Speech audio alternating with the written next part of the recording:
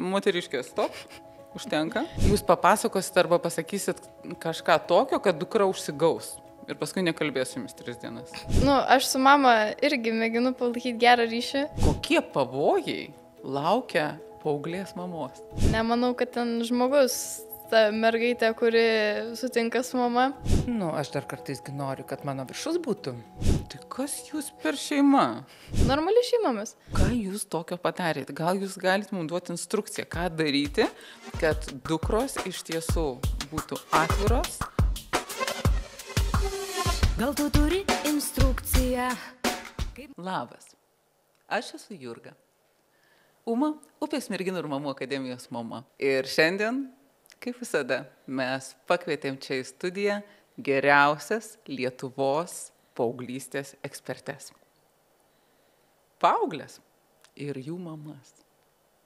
Tai šiandieną su mumis čia studijai sėdi Ramunė. Ar galite pavadinti paauglę? Žinoma. Tikrai? Taip. O kaip tu jautiesi, kai tave vadina paauglė? Kas vyksta tavo galvoje čia? Geras apibūdinimas tavo? Tai faktas, mano laikotarpis dabar gyvenimo, tai, sakykim, taip, paauglėsiu. Gerai. Ir paauglės Ramunės mama, Sigita, teisingai prisiminiau? Taip, teisingai. Sigita, ką jums reiškia dukros paauglystė? Tokių iššūkių yra, bet mes gan neblogai tvarkomės. Ir tuo džiaugiuosi, kad randam bendrą kalbą ir gyvenam gyvenimą. Kiek yra baisu, kad šiandieną besikalbėdama jūs papasakosit arba pasakysit kažką tokio, kad dukra užsigaus ir paskui nekalbėsiu jumis 3 dienas. Gali taip nutikti? Visada gali visko gyvenime nutikti. Bet manau, turbūt jau dabar yra tas laikotarpis, kai mes tas baimės jau truputį palikę esam. Ir šiai dienai jau taip jau upė pas mus teka lengviau, gražiau jau. Taip jau stipriai kraštus neįsilieja. Sutarkim taip, jeigu jausi, kad kažkuri tema yra tokia per jautri, tu sakysi, moteriškė, stop, užtenka. Gerai. Čia ir sustojam. Mamai lygiai tas pats, gerai? O jeigu aš jausiu, kad jūs mane spaudžiate į kampą, aš sakysiu, stop, kaip gerus. Aš šiandieną norėjau pasikalbėti su jumis apie pavojus. Nes kai mes karts nuo karto susivienodinam žodyną su paauglių mamomis, kai aš klausiu joms, ką reiškia paauglystė, labai dažnai girdžiu žodį pavojus. Ir labai norėčiau pasukti šitą klausimą. Pirmiausia, Sigita, kokie pavojai laukia paauglės mamos? Mėginu čia taip greitai perkratyti pas save, kas yra galvoje. Ir vėl, kaip kiekviena situacija yra skirtinga ir kaip žiūrėtumėm. Ar tai pavojai, ar tai gali būti mums pamokos. Tai va čia šitoje vietoje kiekvienas skirtingai turbūt galėtumėm apibendrinti ir, kaip sako, bijai vilko neik į mišką. Tai turbūt ir čia, jeigu bijai, tai nieko nedarysi, tai nieko ir nebus. Bet turbūt tas visas baimės, jeigu jas keli prieš save ir mėgini daryti kažką, suprasti jas, tai jos ir įveikiamos yra. Bet Sigita, jeigu mums, aš irgi turiu 2 paauglėjančias merginas ir galvoju, jeigu mums būtų, ten prieš pat gimdant pasakė, ar ne, kas mūsų laukia? Kas mūsų laukia, kai joms sueis 10, kas mūsų laukia, kai joms sueis 12, 16, kas atsitiks, kaip pasikeis mūsų santykis, kaip pasikeis mūsų draugystė ir panašiai. Ar persigalvotumėt? Ne. Turbūt, kai jau turėjus praktikos vieną paauglę, tai su antra turbūt jau gal ir lengviau. Bet tiesiog, aš manau, negalvojam tiek toli ar visą kitą, kas bus rytoj, gal pagalvojam. Bet ta prasme, kas bus po metų, taip toli, aš manau, negalvojam. Tiesiog gyvenam gyvenimą, kas yra šiandien. Tavo mama taip labai aptakiai šneka, saugo tarsi tave. Kokie pavojai laukia paauglės mamos? Kaip tau atrodo? Gerai, jeigu žiūrint tarp mano mamos ir manęs santykiai ir panašiai. Nu, aš esu toks labai lengvas žmogus, aš su mama irgi mėginu palaikyti gerą ryšį ir ne tai, kad negaliu teikti, kad kiti paaugliai mėgsta, gal čia labai prieš mamą įsišokti panašiai, bet aš mėgstu, ne tai, kad mėgstu, bet galiu ir patylėti, kur reikia, todėl su mama man santykiai nėra sunku palaikyti gerą, todėl aš net nežinau tie pavojai, ten, ką žinau, išeisiu su draugais kažkur, kur neleis, gal ten, kad mama jaudinsis ir panašiai, bet taip kažkokie tokie pavojai. Nežinau, dabar niekas nekyla taip į galvą. Gerai. Koks pavojus tyko merginos, jeigu jį visada mamai sako taip? Jeigu jį niekuomet nerodo savo nepatenkinto veido, jeigu jį visada sutinka su mamos nuomonė, jeigu ką pasako, tą ir daro, visada yra gražios, švelnios nuotaikos, šypsosi 24 valandas per parą. Aš sakyčiau, kad tai yra nelabai įmanoma. Nemanau, kad ten žmogus, ta mergaitė, kuri sutinka su mama, tai nežinau, taip įdomiai. Atsibostų, ne tai, kad atsibostų, aš net negalėčiau savęs įsivaizduoti, kad visą laiką sakyčiau mamai taip, arba sutikčiau, neįmanoma, nežinau. Aš gal šitą, kaip pasakyčiau taip, Ramunė, kaip jinai sako, kad su mama stengiasi, tiesiog mes turbūt mokam abi tarpusavį iškomunikuoti, neįžeidžiant viena kitos, taktiškai ir pasakyti, ir visa kita turbūt nėra tų tokių stiprių nuokalnių, pakalnių, kad mes tuo ir išlaviruojam tarpusavyje. Ten ir durų truputėlį patrankimas, bet jis irgi toks, tiesiog parodo, kad jinai nepatenkinta. Tas toks gražiai, kaip pasakyti. Tai va šitoj situacijai gal mes tą turim tokį ir sutarimą. Tai gal yra kokia nors piliulytė? Įsivaizduojat, kiek paauglių mamų šiuo metu klauso, galvoja, pas mus namuose duris pyška. Kiekvieną kartą, kai man prieš nosį užtrenkia duris, aš einu įrodinėti savo autoriteto, savo dukrai. Aš tada užeisiu pas ją į kambarį, pasakysiu viską, ką apie ją galvoju, kaip jinai turi su manimi elgtis. Ir tada vyksta dideli konfliktai. Tiesiog mamom reikia irgi mokėti gerbti savo vaikus ir neįsižeidinėti. Nes tai dukros reikalas, jeigu jinai durim trenkia. Ir aš manau, kad užtrenkus durim dukra, taigi dar nereiškia, kad jinai kažką aš blogai padariau. Tai jos problemos, jinai susierzinus, jinai supykus ir tuo metu taip tiesiog išreiškia. Už 5 minučių apsisuka ir kaip ir nebūta. Tai tiesiog kantrybės. Mamom turbūt palinkėčiau išlaukti. Tos kantrybės 10 minučių išlaukti ir nesusireikšminti. Realiai. Kad pačios svarbiausias gyvenime. Realiai tai tiesiog ta paauglystė, tas pats metas, kai dažniausiai tu vadovaujas labiau emocijom negu protu. Tai normalu, tikrai. Aš stengiuosi tikrai su mama, kad ir labiau gal logiškiau pagalvokim, ne emocijom panašiai, bet todėl, nes aš esu gan sąmoningas, paauglys, sakykim taip, tikrai, jeigu lyginant su mano bendramžiais, tai tikrai esu gan sąmoninga, bet aišku, būna, kad tikrai, tiesiog, neišeina, paimti ir ne emocijom, tai taip, tu ten su mama susiginčiai, bet paskui apsisukia, ir viskas, ir eina gyvenimas toliau, ir tai tuom ir baigės. O dėl ko dažniausiai ginčytis? Tiesiog nuomonė įsiskiria ir viskas, bent jau manau, nors aš nežinau, arba aš tiesiog nekreipiu mūsų tos ginčius, nelabai jų sureikšminu, nes aš neatsimenu, kada mes čia paskutinį kartą susiginčiam. Realiai. Aš dar kartais noriu, kad mano viršus būtų. Tai va dar būna. Bet kai pagaunu greit save, kad viskas, tada konflikto nebėra.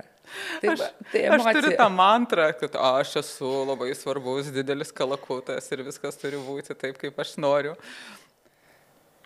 Taip. Tai aš kartais irgi būnu labai rimtas ir didelis kalakutas ir dažnai juokas paima greičiau, negu kad spėju supykti ant savo šeimos narių. Tai kas jūs per šeima? Sąmoningas paauglys, pagarbi mama, jūs nesipykstat, nesiginčyt, mama sako, kad trankosi truputėlį duris, tu neatsimeni dėl ko.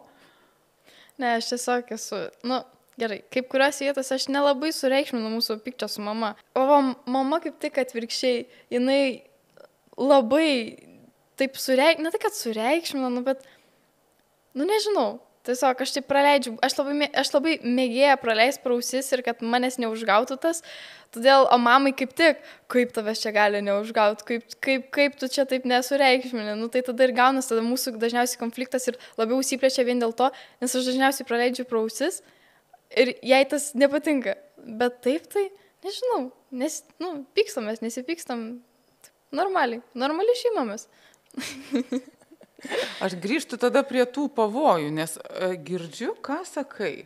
Ir kartais mama galvoja, kad kažkas iš aplinkos turėtų tave užgauti, o tu manai, kad neturėtų. Tai dėl ko jaudinasi mama ir dėl ko nesijaudini tu? Ne, aš čia gal labiau turėjau omeny, kad, kai tame konflikte mano ir mamos, kai jinai bando man ne tai, kad kažką įrodyti, bet aš dažniausiai prausis praleidžiu. Tai nepatinka tas, kad aš tą praleidžiu prausis ir tas konfliktas dar labiau plinta, bet kad iš aplinkos kažkas, nežinau, mane užgauti ir panašiai.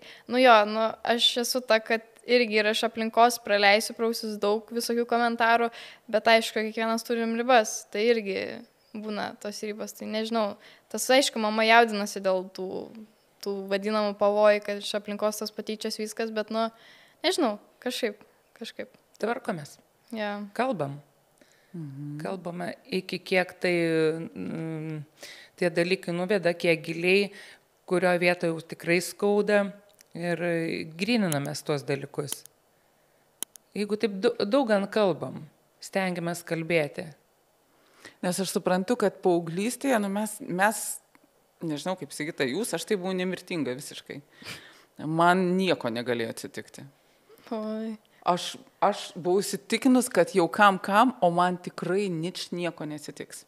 Na, aš tai kaip tik atvirkščiai esu, aš labai dažnai pagalvoju apie pasiekmes, todėl prieš darant, aš visą laiką pagalvosiu apie pasiekmę ir žinosiu, kokia pasiekmė bus ir kad, ar bloga, ar gera, tada aš jau nuspręsiu, ant kiek man galima rizikuoti, bet aš tikrai esu tas, kas pagalvos iš pirmo prieš padarant apie pasiekmę.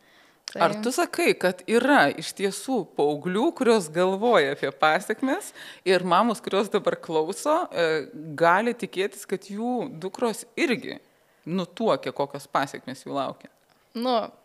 Aš esu, yra tų paauglių.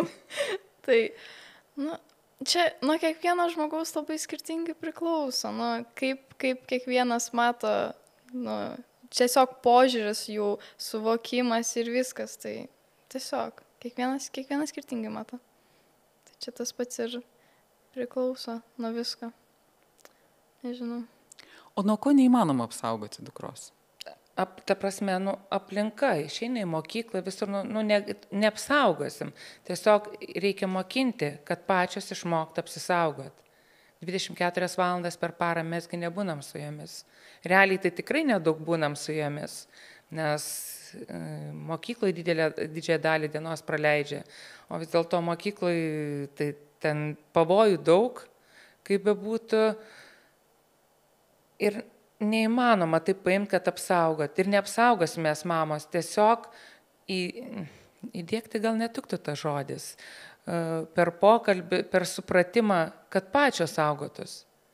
Nes nei vienos, nei mūsų mamas neapsaugoja, aš manau, ką sugalvodam, tą darydavom, bet jeigu truputėlį apmastydavom, tai tos pasiekmes netokias liūdnos būdavo tada.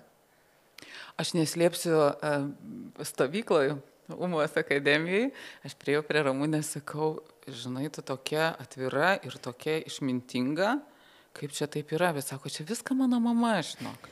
Mano mama, jinai iš tiesų padarė taip, kad aš būčiau tokia, kokia esu.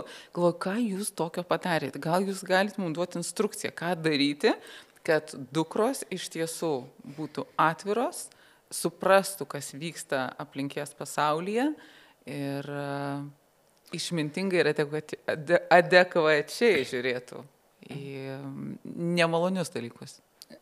Turbūt dar kartą pasikartosiu, kad atvirumas, rasti laiko pokalbiai, tai yra labai svarbu. Ir priimti tą paauglį toks, koks jis yra. Su ir gerom savybėm, ir negerom. Tiesiog tai yra mūsų vaikai. Ir juos stengtis auginti laimingais žmonėmis padaryti, kad išeitų visuomenė laimingi į pasaulį savo. Bet žinot, vis tiek, ne kiekvienam duota tas toksai, tai čia irgi, Ne kiekvienam duota kas? Tiesiog tas ryšys, nežinau, su mama, jeigu paauglystės ne per daug ir norės to ryšio su mama, tai jo ir nebus. Gerai, jeigu ir mama nesistengs, dėl to ryšio, to noro neturės, tai nebus to ryšio, tai čia turi būti toks abipusis, tai turi tiek mama, tiek dukra supras, kad, abi turi stengtis. Tai... Dialogui reikia dviejų. Taip. Ir mamom per daug nelysti paauglėm į akis. Duoti savo, kad jos turėtų irgi savo pasaulį tą. Nereikia stovėti už durų ir belstis į kambarį. Kur riba? Gal jūs galit pasakyti, kur yra riba? Kaip tau atrodo, kur yra riba? Kaip jums atrodo, kur yra riba? Bent jau aš tai dažniausiai tiesiog ištransliuoju tą, kur jau riba, kad... Nežinau, net nėra tokio konkretaus dalyko, kur ta riba, čia nuo kiekvieno skirtingai priklauso. Bet, taip ir pasakau, kad mama, man tas tu ne ir ne, čia jau viskas, čia jau riba. Gerai, stabdom ir tai tiesiog, taip, komunikacija, reikia kalbėtis. Ir kai jums dukra sako, kad jau viskas nebekalbam, jūs neinat iš paskos? Ne, aš ir į kambarį jos nelendu. Tai yra jos kambarys, jos ten gyvenimas. Jums beprotiškai pasisekė, merginos. Tikrai, beprotiškai. Aš labai norėčiau, žinot, ką padaryti.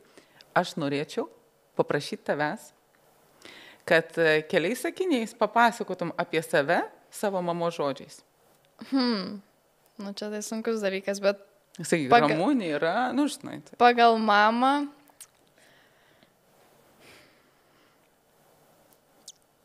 Tai, Jėzus Marija. Gerai, Ramunė yra faina, linksma panelė, sakykim, lanksti, nuovoki. Žodžiu, viskas man gerai ir panašiai. Aš bent jau taip manau, kad matau save per mamos akis. Bent jau anksčiau tai buvo, dabar nežinau, gal pasikeitė kažkas. Mama, ar ji viską sako, ką turi sakyti? Drąsi. Per šios metus pamačiau tikrai, kad turi labai drąsos ir man dar reiktų pasimokyti tos drąsos. Aš neku apie vidinę tą tokią drąsą. Atstovėjimas už save, kai gyvenimas nelepina, tai irgi labai svarbus dalykais pagarba. Aš manau, tie dalykai yra svarbus gyvenime ir toliau, ir tiesiog kituose santykiuose, ne tik tarp mamos, nes tų santykių daug turėsi išėjusi į gyvenimą platesnį. Ir kaip aš džiaugiuosi, jinai tikrai turi tas jau savybės, galbūt vertybės turi, jei tos savybės kaip vertybės jau tapo. Ir manau, gyvenimą turėtų klostytis viskas gerai. Tai dabar užduotis lygiai tokia pati jums. Galite keletų sakinių papasakoti apie save taip, kaip apie jūs papasakotų Ramunė? Kaip sakytų, kartais užknisu. Kartais būnagi kaip... Tu dabar tik akis gali vartyti, gerai? Truputėlį vis dėlto reiškia, dar yra neiškomunikuota, kai pasakėt, kad tai iš jūsų išgirdau, kad tai čia mano mama. Tai šitoj vietoj kažkaip net nesitikėjau. Bet tiesiog, manau, jinai apie mane gerai. Net tai negerai mąsto, bet tiesiog apie mane geros nuomonės, nes vaikai tėvų atspindžiai. Ir mano siekėmybė, kaip noriu auginti vaikus ir ką juos įdedu, manau, tai parodo jinai. Ištransliuoja į savo tom vertybėm. Tai turbūt ir apie mane jinai taip tom galvoja, ką aš jai esu davus. Ko nepasakė mama? Ne, pasakė šiaip viską, bet dėl to, kad, nu gerai, sako, šiek tiek kad užknisa, nu aš nenoriu taip teikti, nes, nu, aš puikiai suprantu, kodėl tas toks, kad, kad mano norų nepatenkina ar kažko tokio. Aš puikiai suprantu, aš negaliu teikti, kad mane užknisa. Nu, neįtiksgi visi žmonės visiems, nu tai aš negaliu teikti, kad mane užknisa, bet tiesiog kartais nuomonės nesutampa ar kažkas tokio. Miau. Brangenybės, mūsų laikas baigėsi, tai būkit geros, turite savo kameras, gal galite po trumpą instrukciją Lietuvos mamoms arba dukroms, kaip išgyventi šitame pilname pavojų pasaulyje. Tai nieko naujo turbūt nepasakysiu, vis dėlto pokalbiai su savo vaikais. Kai žinosim, kaip vaikai mūsų jaučiasi, galėsim tada ir pagelbėti. O kai mes nežinom, mes ir pagalbos jam negalim suteikti. Ir tada tų baimė labai daug visokių yra. Labai ačiū. Ramunė, kamera. Nu, čia toks, bus net nežinau, bet kad paprasčiau viską žiūrėti ir neatstumt to ryšio su mama, jeigu jinai jį siūlo, nes tikrai jis yra labai vertingas, tai neatstumkit. Tai va. Ačiū už jūsų laiką. Mes pasimatysime vėl. O kol kas kalbėkitės, žiūrėkite vieną kitą į akis, ieškokite ryšio ir jeigu jums prieš nosį užtrenkia duris, nepriimkite to asmeniškai. Gali būti, kad jūsų dukra šiandien tiesiog turi blogą dieną. Iki. Gal tu turi instrukciją, kaip man dabar užmigt naktim ir kaip nereikia.